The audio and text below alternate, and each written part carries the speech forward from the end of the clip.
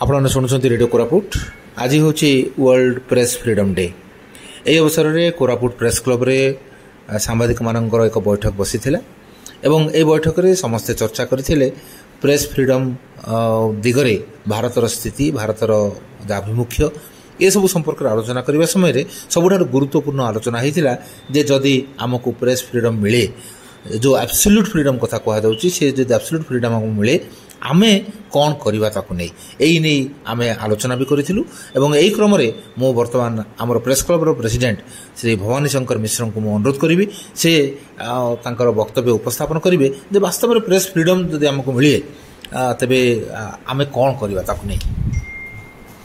आपण मानकु ए आलोचना को स्वागत। वर्ल्ड प्रेस फ्रीडम डे रे मु समस्त को अभिनंदन जनाऊँगी।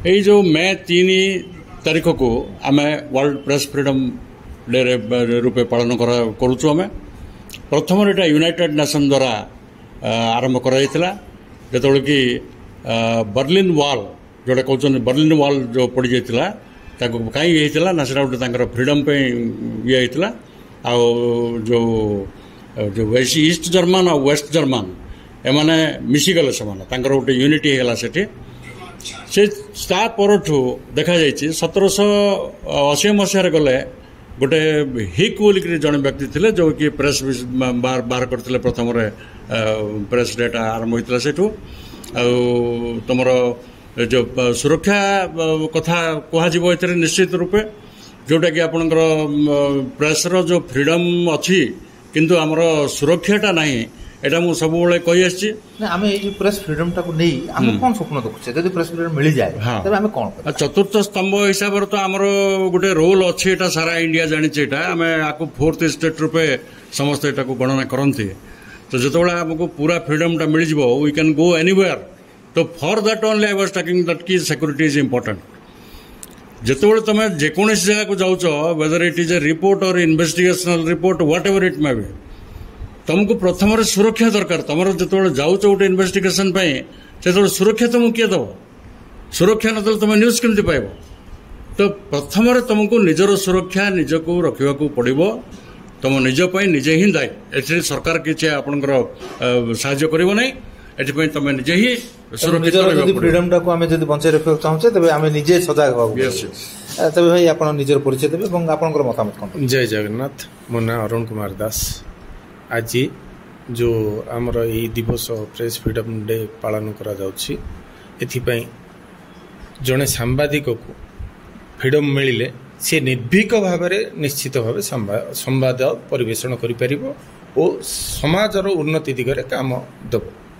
तेज निर्भीक जो शब्दटा व्यवहार कले भाई आप परिचय देवे तार व्याख्या। सूर्यनारायण पंडा रिपोर्टर अच्छे देखो आज प्रेस फ्रीडम डे कहते ना फ्रीडम फॉर द प्रेस चाहते जापार गोटे जिनस प्रत्येक लोक तार बिहेवियर फ्रीडम चाहे फियर रे फ्रीडम चाहे एक्सेसिबिलिटी रे फ्रीडम चाहे प्रत्येक जर्नी रे सी फ्रीडम चाहे लाइफ रो ईच एंड एवरी एंगल रे ताको फ्रीडम दरकार तेणु free based freedom based press बहुत कष्ट रैंकिंग रे आमे 151 रे अच्छे जदि फ्रीडम टा तमने जानी पारुथिबे आमे आहुरी उठिबा पड़िबो संघर्ष जारी रखिबा कौन करबा मिली गले जन को फ्रीडम रे जन चाहूची जे निरोगी रहिबो फ्रीडम चाहूची से रोगरु मु निरोगी रहिबी भयटू निरोगी रहिबी संस्कारित रहिबी तार गोटे जो फ्रीडम रहिछि प्रेस रे फ्रीडम रहिले every each and every angle of his journalism become freedom based then आपण चापरे आ रहि परिबे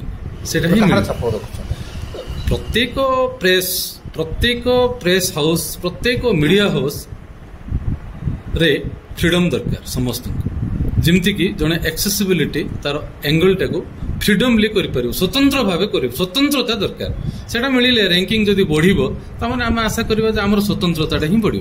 तो भाई कहते चापर कथा आप Kaut Kaut देखुं freedom of press को बंद करदेवाई चाप कौट कौट आप देखुं मुकुड़े देले आम जदि आम अनेक कथा कर आप परिचय दे नमस्कार मो नाम हूँ सुंदर कुमार पाणी।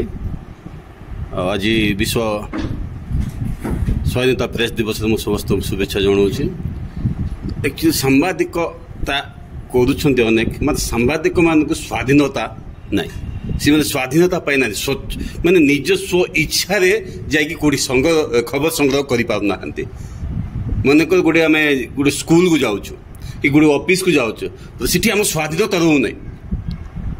ଯେତେବେଳେ ଆମକୁ ସ୍ୱାଧୀନତା ମିଳିବ ତେବେ ଆମେ ଭଲ ଖବରଟାକୁ ଆମେ ଲୋକଲୋଚନକୁ ଆଣିପାରିବା।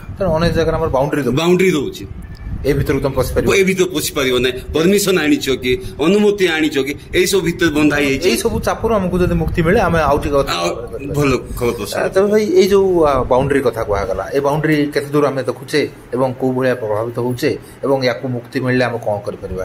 ନିଜ ପରିଚୟ ଦେବେ ଏବଂ ଆପଣଙ୍କର ମତାମତ। ମୋ ନାଁ ଉତ୍ତମ କୁମାର ନାୟକ।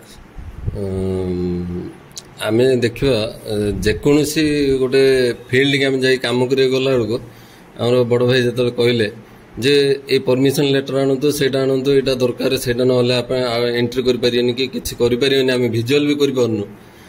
ଏଇସବୁ ଜିନିଷ ଯେଉଁ ପ୍ରତିବନ୍ଧକ ରହିଛି ସାମ୍ବାଦିକମାନଙ୍କ ପାଇଁ, ଏଇଟାକୁ ଯଦି ଫ୍ରିଡମ୍ ଆମକୁ ଦିଆଯାଏ ତାହେଲେ ଆମେ ଠିକ୍ ଜିନିଷଟାକୁ ଉପସ୍ଥାପନ କରିପାରିବୁ ଲୋକଙ୍କ ଆଗରେ। ଏବେ ଆମକୁ ଯେତେବେଳେ ହାତ ବନ୍ଧା ହେଇଯାଉଛି ଆମେ ଦେଖି ପାରୁନୁ ସେ ଜିନିଷଟାକୁ ଯେ ଭିତରେ କ'ଣ ହେଉଛି କ'ଣ ନାହିଁ, ସଠିକ୍ ଚାଲିଛି କି କ'ଣ ଭୁଲ ଚାଲିଛି କି କ'ଣ, ସେଇ ଜିନିଷଟାକୁ ଆମେ ଲୋକାଲ ଅଞ୍ଚଳକୁ ଆଣିପାରୁନୁ। ଭାଇ ଗୋଟେ ବହୁତ ବଡ଼ କଥା କହିଲେ, ହାତ ବନ୍ଧା ହେଇଯାଇଛି। ତେବେ ଆପଣ କୋଉଠି ଅନୁଭବ କରୁଛନ୍ତି ଆପଣଙ୍କ ହାତ ବନ୍ଧା ହେଇଯାଇଛି ବୋଲି? ଆପଣ ଯାହାକୁ ଯୋଉ ଖବରକାଗଜ କିମ୍ବା ଯାହାକୁ ଆପଣ ଟେଲିଭିଜନ ଚ୍ୟାନେଲକୁ ଆପଣ ଯୋଉ ରିପୋର୍ଟିଂ କରୁଛନ୍ତି ସେଠି ହାତ ଆପଣଙ୍କର କିଏ କିଏ ବାନ୍ଧୁଛନ୍ତି ଏବଂ ନିଜର ପରିଚୟ ଦେବେ? ନମସ୍କାର, ମୋ ନାଁ ପବିତ୍ର ମୋହନ ସେଠୀ, ଦର୍ଶନ ରିପୋର୍ଟର ଅଛି। ଦେଖନ୍ତୁ, ଯେମିତି ଆପଣ ସାମ୍ବାଦିକ ଭାଇମାନେ ଯେଉଁ କହିଲେ, ଯେଉଁ ପ୍ରତିବନ୍ଧକ ଅଛି, ଆମକୁ ପ୍ରେସର ପଡ଼ୁଛି, ଚାପ ପଡ଼ୁଛି ବିଭିନ୍ନ କ୍ଷେତ୍ରରେ, ଯେମିତିକି କହିବାକୁ ଗଲେ ପ୍ରଶାସନିକ ଚାପ ହେଉ କି ମିଡ଼ିଆ ହାଉସ୍ର ଚାପ ହେଉ। ଏ ଦ୍ୱାରା କ'ଣ ହେଉଛି, ଆମକୁ ଯେଉଁ ଜାଗାକୁ ଯାଇକି ଆମେ ଗୋଟେ ନିର୍ଭୀକ ଭାବରେ ଆମେ ନ୍ୟୁଜ୍ ରିପୋର୍ଟିଂ କରିବାକୁ ଚାହୁଁଛୁ କି ପରିପ୍ରକାଶ କରିବାକୁ ଚାହୁଁଛୁ, ଲୋକଲୋଚନକୁ ଆଣିବାକୁ ଚାହୁଁଛୁ, ସେଇଟା ସଠିକ୍ ଭାବରେ ହେଇପାରୁନାହିଁ। ଆଉ ଫ୍ରିଡମ୍ ଯେହେତୁ ନିଶ୍ଚିତ ଭାବେ ମିଳିଲେ ଆମକୁ ଆମେ ନିଶ୍ଚିତ ଭାବେ ଏ ଜିନିଷକୁ ଆମେ ଲୋକଲୋଚନକୁ ଆଣିପାରିବୁ। ଆଉ ଲୋକଲୋଚନକୁ ଆଣିଲା ପରେ ଯେଉଁ ସଠିକ୍ ଯେଉଁମାନେ କାମ କରୁଛନ୍ତି ସେମାନେ ଭଲରେ ରହିବେ, ଆଉ ଯେଉଁମାନେ ଭୁଲ କାମ କରୁଛନ୍ତି ତାଙ୍କମାନଙ୍କୁ କେମିତି ଦୋଷୀ ହେଇକି ତାଙ୍କୁ। ତେବେ ଭାଇ କହିଲେ ଲୋକଲୋଚନକୁ ଆଣିବା ପାଇଁ ଆମକୁ ସ୍ୱାଧୀନତା ଦରକାର, ଆପଣ କ'ଣ ଅନୁଭବ କରୁଛନ୍ତି? ମୋ ନାଁ ଦେବାଶ୍ରୀ ପଟ୍ଟନାୟକ, ସାମ୍ବାଦିକ, କୋରାପୁଟ। ଦେଖନ୍ତୁ, ଲୋକଲୋଚନକୁ ଆଣିବାକୁ ହେଲେ ପ୍ରଥମେ ଆମକୁ ଆମର ମାନସିକ ସ୍ତରରେ ଗୋଟେ ଚିନ୍ତା କରିବାକୁ ପଡ଼ିବ ଯେ ଏ ଘଟଣାକୁ ମୁଁ ଯେମିତି ଯାହା ବି ସମସ୍ୟାର ସମ୍ମୁଖୀନ ହେବାକୁ ପଡ଼ିବ, ହେବା ସତ୍ତ୍ୱେ ମଧ୍ୟ ମୁଁ ଆକୁ ଲୋକଲୋଚନକୁ ଆଣିବାକୁ ପଡ଼ିବ। ସେଥିପାଇଁ ମୋ ମାନସିକ ଭାବରେ ପ୍ରସ୍ତୁତ ହେବାକୁ ପଡ଼ିବ, ପ୍ରଥମ କଥା। ଦ୍ୱିତୀୟ କଥା, ସେଇଟାକୁ ଲୋକଲୋଚନକୁ ଆଣିବା ପର୍ଯ୍ୟନ୍ତ ମୁଁ ଉଦ୍ୟମ ଅବ୍ୟାହତ ରଖିବାକୁ ପଡ଼ିବ, ଦ୍ୱିତୀୟ କଥା। ଆଉ ତୃତୀୟ ସବୁଠୁ ମୁଖ୍ୟ କଥା ହେଉଛି ଯେ ଆମକୁ ସେଇ ପରିବେଶ ସହିତ ଖାପ ଖୁଆଇବାକୁ ଚଳିବାକୁ ପଡ଼ିବ ଯେଉଁଟାକୁ ଲୋକଲୋଚନ ଆସିବା ପାଇଁ ଆମକୁ ସେ ସହାୟକ ହେବ। ତେବେ ଭାଇ ଆପଣ ଗାଁ ଗଣ୍ଡାରେ ରହୁଛନ୍ତି, ଗାଁ ଗଣ୍ଡାରେ ସାମ୍ବାଦିକତା କରୁଛନ୍ତି, ଆପଣ କେମିତି ପରିବେଶଟା କେମିତି ଦେଖୁଛନ୍ତି? ଗାଁ ଗଣ୍ଡାର ପରିବେଶ କେମିତି ଦେଖୁଛନ୍ତି? ଦେଖନ୍ତୁ, ମୋ ନାଁ ମଣ୍ଟୁ ଭତ୍ରା।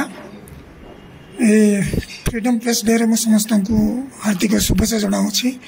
ଗାଁ ଗଣ୍ଡାରେ ଯେଉଁ ନ୍ୟୁଜ୍ କରିବାକୁ ଯାଉଛୁ, ବେଳେବେଳେ ଲୋକ ମଧ୍ୟ ସହଯୋଗ କଲା ସତ୍ତ୍ୱେ ମଧ୍ୟ ଅନେକ ଲୋକ ରହୁଛନ୍ତି ଯେ ଆମ ଗାଁକୁ ଆସିବାକୁ ତୁମକୁ ଅନୁମତି ଦେଲା କିଏ, କାହାଠୁ ପରମିସନ୍ ଆଣିଛ, କାହିଁକି ଏସବୁ କରୁଛ, ଏମିତି ଅନେକ ସବୁ ସମସ୍ୟା ରହିଛି।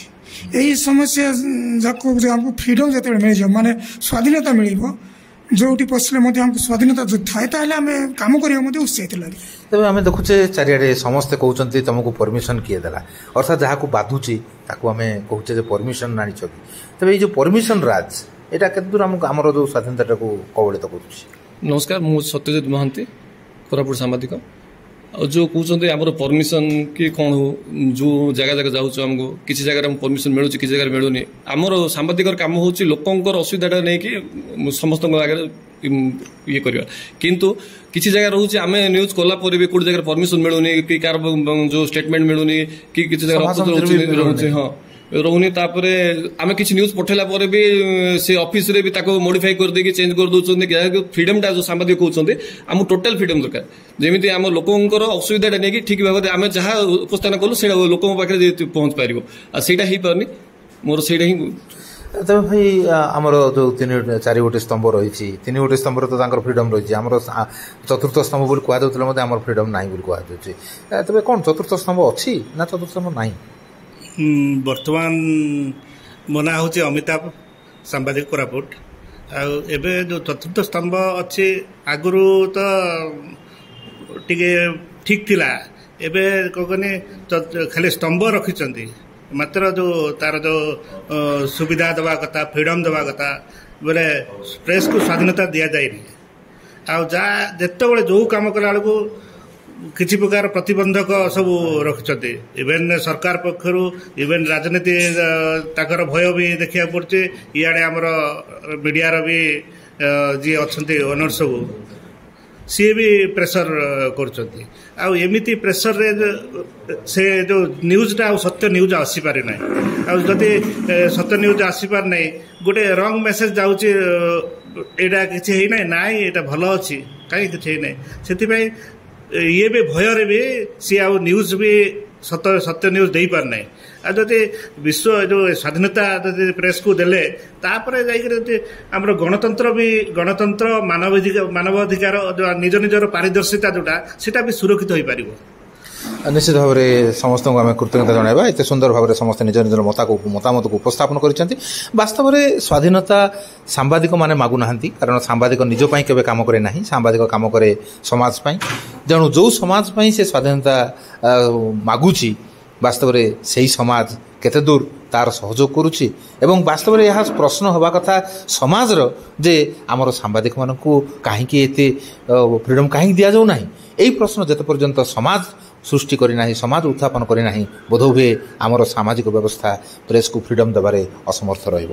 ଆମେ ଆଶା କରୁଛୁ ସମାଜ ଦେଖିବ ସାଥୀ ଭାବରେ ଏହି ସାମ୍ବାଦିକମାନଙ୍କୁ, ସାଥୀ ଭାବରେ ସମ୍ବାଦ କ୍ଷେତ୍ରକୁ, ସାଥୀ ଭାବରେ ଏହି ଗଣମାଧ୍ୟମକୁ, ଏବଂ ସେହିଦିନ ନିଶ୍ଚିତ ଭାବରେ ସମସ୍ତେ କହିପାରିବେ ଯେ ଆମେ ସମସ୍ତେ ମୁକ୍ତ ଭାବରେ ନିମୁକ୍ତ କଣ୍ଠରେ ଯାହା କହିବା କଥା ତାହା କହିବାରେ ସମର୍ଥ ହୋଇଛୁ। ସମସ୍ତଙ୍କୁ ପୁଣି ଥରେ କୃତଜ୍ଞତା ଜଣାଇ ରେଡ଼ିଓ କୋରାପୁଟ ତରଫରୁ ଆପଣମାନଙ୍କୁ ସମସ୍ତଙ୍କୁ ଆଜିର ଏହି ବିଶେଷ ଦିବସରେ ଶୁଭକାମନା ଜଣାଉଛୁ।